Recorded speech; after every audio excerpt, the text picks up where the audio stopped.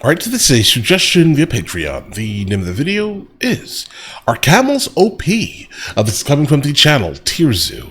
Really quickly, I personally do not think that they're OP at all. I think, honestly, they may need an update, bro. Personally. And also depending on what server they're actually in, guys. I mean, like the African server, potentially. The North American server, not so much. Unless it's like a desert region on the North American server, then potentially they may be OP specifically in that circumstance. But if you take them out of that circumstance, I'm not sure they're OP at all. I mean, they have like nothing that can really defend themselves, bro. They have like super skinny legs and things, right? Permanently missing leg day, obviously. A gigantic, let's say, trunk, right? I don't know, bro. I mean, they're super tall. But I mean, think about this here, bro. Wolves will take them down. So just hope that wolves do not exist in whatever server that they're in. And I think that they have the ability to kind of survive. But other than that, OP? Nah. I'm going to go ahead and say on a tier list, guys, definitely not S tier. We're S tier. A tier? I don't think so neither, bro. Unless there's some information that I just do not know, potentially. Right? They may have something absolutely crazy. And if they do have something like that, like let's say one of their stats are extremely high, maybe, depending on which stat that is, that may overcompensate for a lot. So potentially, camels may in fact be OP, potentially. But for right now, nothing higher than C or B tier. Nothing higher, from my knowledge at least. But let's see where this goes. Let's jump into this. Here we go!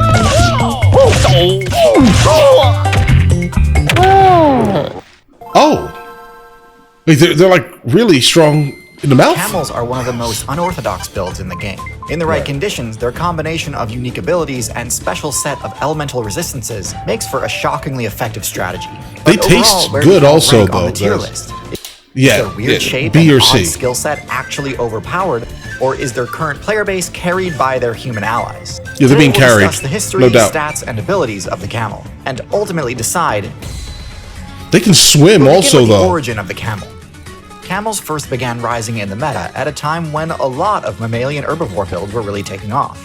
Okay. Some of these herbivores spec'd into an ability called rumination to gain bonus XP from the newly buffed grass spawn rates. Wait, does it partake in rumination? If that's the case, then A tier. If it doesn't, still B or C tier. Some herbivores spec'd into more powerful PvP abilities, like keratinized horns and armor, in order to remain more well defended when out in the open. The camel, by contrast, took neither of these paths. Okay. Because they could not digest grass, they instead needed to spec into abilities which would allow them to survive the frequent long treks between an ever-decreasing supply of nutritious tree leaves. So what are the camel's most important abilities? The most obvious one is... So they're like a struggle horse, maybe. A struggle horse. Let's call it that. No more camel. A struggle horse. So when all the things are bad, you know what's going to survive? The struggle horse. Their hump. The hump serves multiple purposes. Primarily, it's used as a site for fat storage, functioning as an energy reserve which allows camels to survive incredibly long journeys without access to food. Okay. With a maxed out fat reserve, camel players can ignore hunger damage for several months as they search for new spots to forage. But in addition to providing starvation resistance, allocating all the camel's body fat to one spot gives them excellent heat resistance by allowing for extremely efficient heat exchange everywhere else on the surface of the camel's body. Now, of course, this ability does come at a cost. The hump is an awkward and cumbersome load to bear, weighing the camel down and making its movement a lot more wobbly and top-heavy while running. Definitely not an ability you could just throw onto any other herbivore build and see benefit from. Right. You need to have other abilities to help mitigate the weaknesses the hump incurs. So what other abilities does the camel have? The second main ability is the camel's feet pads. Rather than walking on hooved toes like most other herbivores, camels spec into large padded feet. Now, normally when a player spends their evolution points on Bro, they're like dog paws. unlocking padded feet, they're doing so in order to mask the sound of their steps and buff their stealth stat. While it does technically offer a small stealth bonus, something as tall as a camel is not going to be very successful at hiding. Right, yeah, bro. Their sneak stat's going to be terrible. Instead, similar to the hump, this ability protects camels from the stress and chip damage most players would accrue when walking for such long distances. It also spreads out their weight, preventing them from sinking into whatever surface they're standing on. This is especially important when traversing sandy or snowy environments, as it negates the movement penalties from this sort of terrain. Camels have a few other minor abilities as well. Their sickle-shaped blood cells make them more resistant to dehydration, and their tough, leathery mouth negates puncture damage, allowing the camel to be one of... So they have sickle cell anemia? Is that what you're saying? Because generally when someone, a human at least, has this specific thing, they generally have sickle cell anemia. Generally also, these are the only ones right now that can actually, like through CRISPR, alter their DNA, right, while being alive, obviously. These are the only cases that are acceptable through the U.S. Congress at the specific moment in time, right?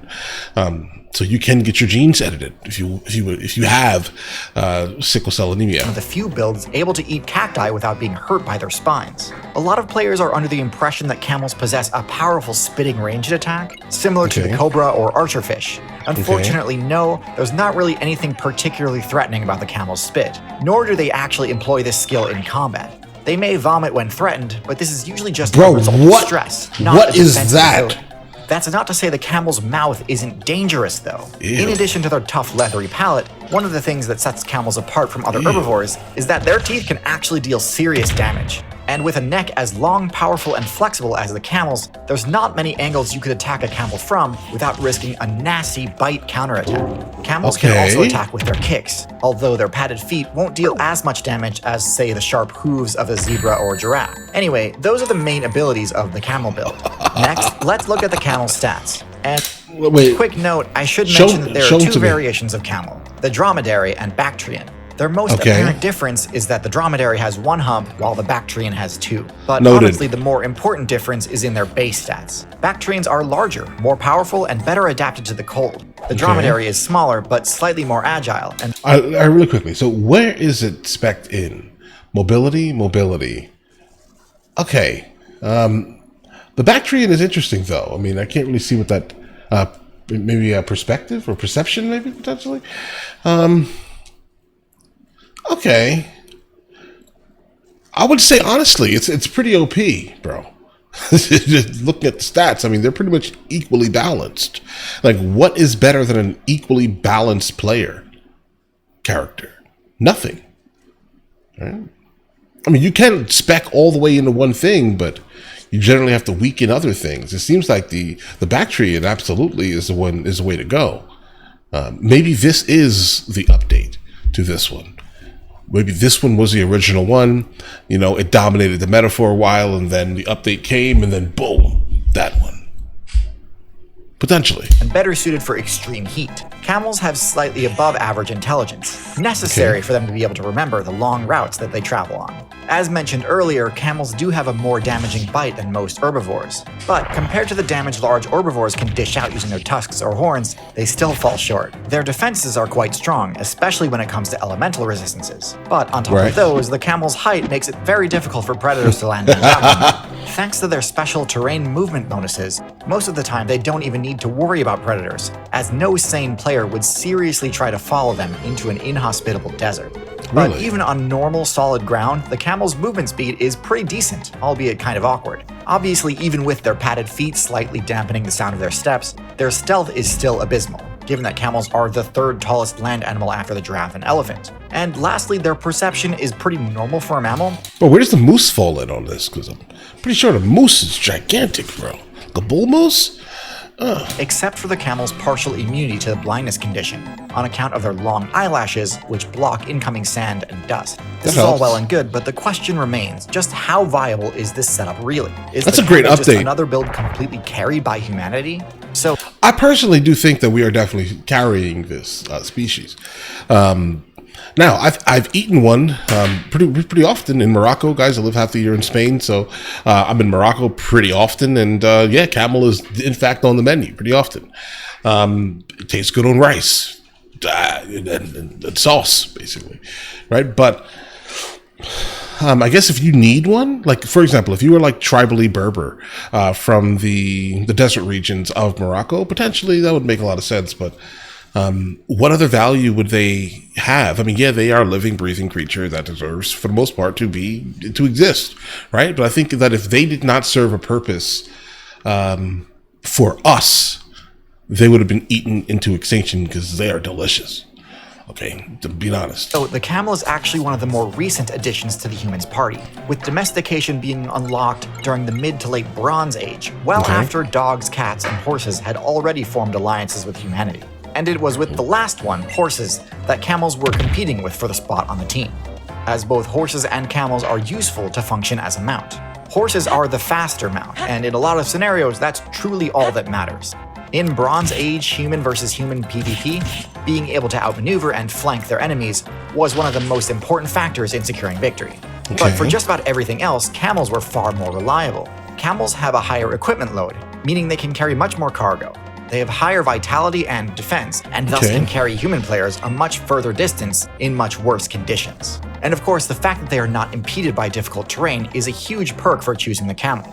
It's for this reason that as humanity began transitioning away from a nomadic raiding playstyle and towards Bronze Age palace-based economies, having a mount that could carry goods across the vast desert between empires was of vital importance.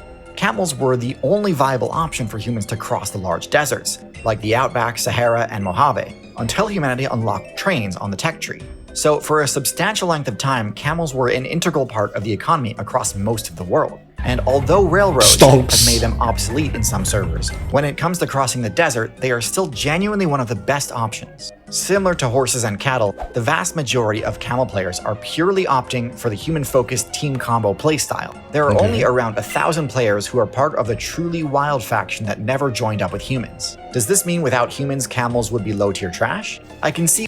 Yeah, I truthfully believe it.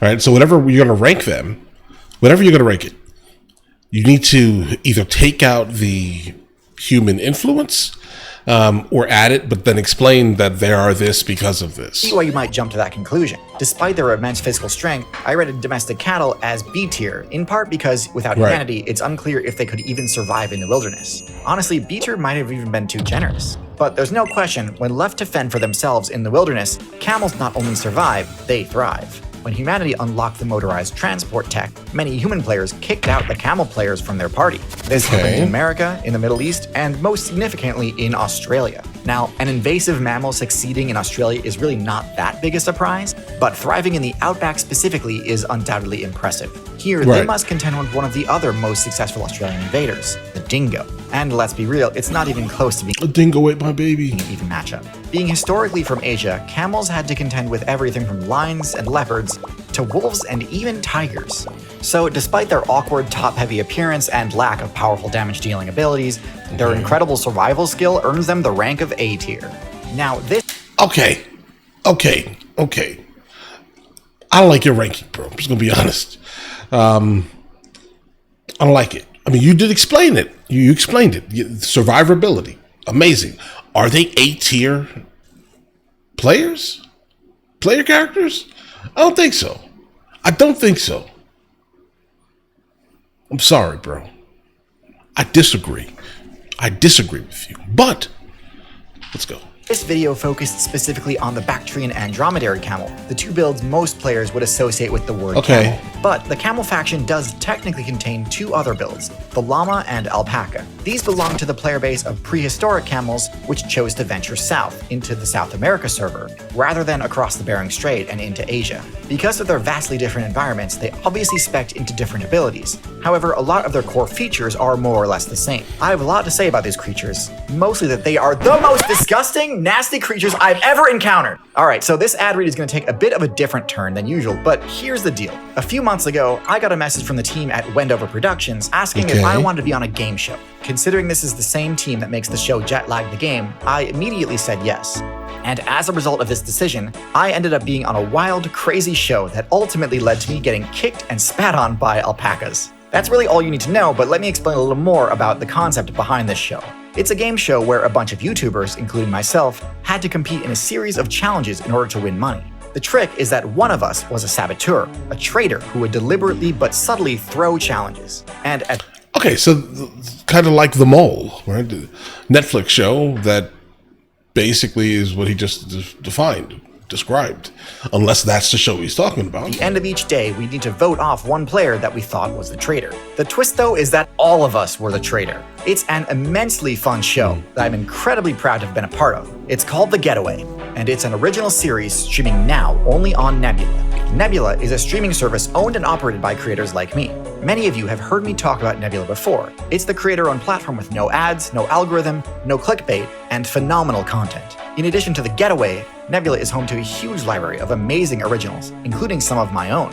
I also upload all of my videos to Nebula first, so if you want early access to all of my videos and tons of great original content, you'll love it. If this all sounds good to you, you can sign up to Nebula using my link at nebula.tv/Tearzu, or use the link below, which supports me directly and gets you access to all this amazing content for 40% off their annual plans. All right, guys. Okay, well, here's the thing. He ranked Camels at an A. All right.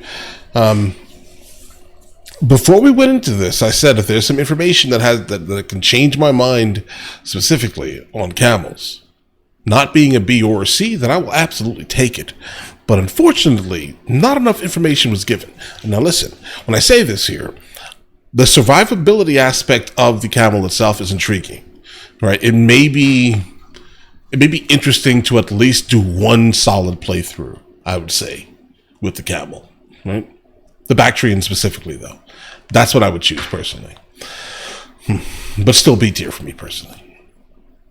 But all right, listen, you guys all have an absolutely amazing day. Enjoy your day thoroughly. Guys, before we go, are you guys subscribed to the other channels? Logical Movie Reviews with Mr. L. Boyd, along with Mr. L. Boyd Music.